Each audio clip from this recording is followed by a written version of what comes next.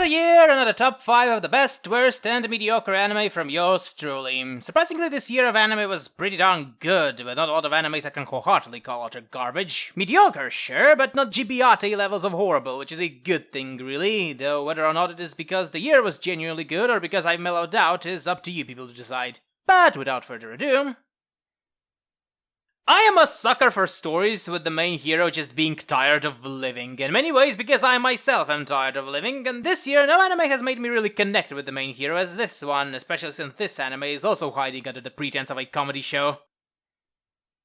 What sort of year this would be without a critically acclaimed anime darling whose appeal I just don't really get. Spy X Family, a comedy show about people that either leave no strong impressions or are annoying as shit, the equivalent of a lunch with a bunch of STEM students.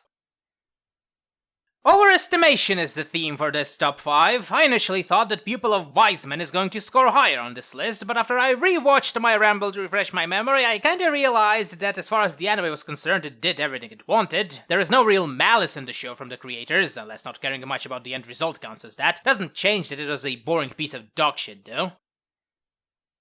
This one was a tie between these shows, since I understand that they're not that special in the grand scheme of things, but I like the characters and the plot, plus I had fun with it, and that makes it worth something, don't you agree? Still, I guess Buddy Daddies left more of an impact on me than those shows, so it's only fair to give it a 4th place.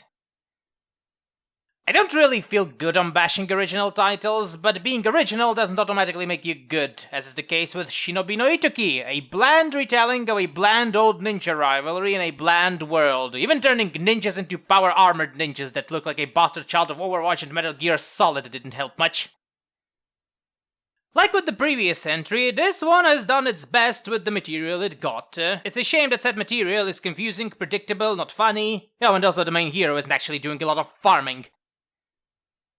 This one feels like a breath of fresh air in the isekai genre to me. Critics compared it to other trapped-in-object isekais like Reincarnated as a Spider, but those animes were usually just regular isekai with a convoluted story. This one feels more like the Japanese person isn't the main center of the story, for now at least.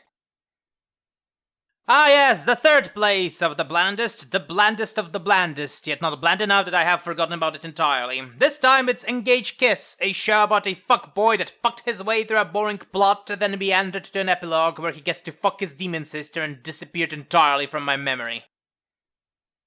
And now we're coming to the animes that have really managed to piss me off. Tomodachi Game has managed to piss me off by being a deduction game with barely any sort of deduction present. Instead we're watching the epic edgy protagonist being epic and edgy for the sake of his friends that dick him over all the time and because he's a murderer or something like that.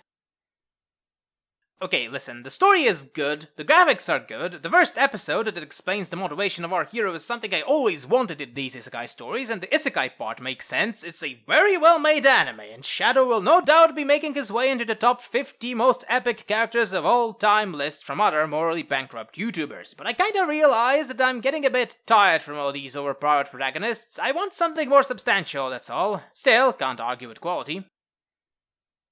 This one needs a bit of explaining. Have you ever disliked something so much that you've purposely forgotten about it until now and then you realize that it's not even worth your time? Add to this the fact that I honestly forgot I even watched it and you get World's End Harem.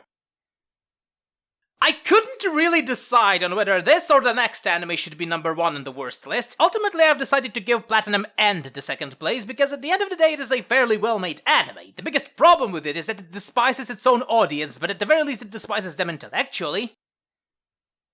In the end, there is only one anime that truly captivated me this year and has given me a brief respite from the horrible hellscape that we call planet Earth, and it was about a bunch of girls making a treehouse together. Yes, it is do-it-yourself, an anime whose enjoyment will very much depend on your overall mood, but I don't think that many people will dislike it even if they're not in a mood for such stuff. It has a strong narrative, distinct art style, memorable moments, and a decent soundtrack. More than enough for a good anime, I'd say.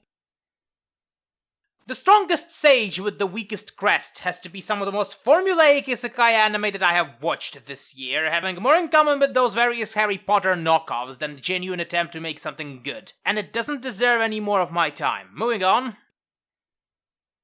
This anime, on the other hand, doesn't despise the viewer in the sense that the whole point of it is a big and prolonged fuck you to the audience from the author. No, this anime is a big and prolonged fuck you from the studio that made it, taking this property, looking at it, and deciding, nah, nobody would give a shit about its quality anyway. And to me as an anime watcher, this makes it worse than Platinum Ant. At the very least, I can't fault the anime studio for faithfully adapting the work of a person who hates me, but when the studio itself adapts the work in the most slapdash way outside of just making the last episode a slideshow, that is truly disrespectful to me, my time, and most importantly, yourself.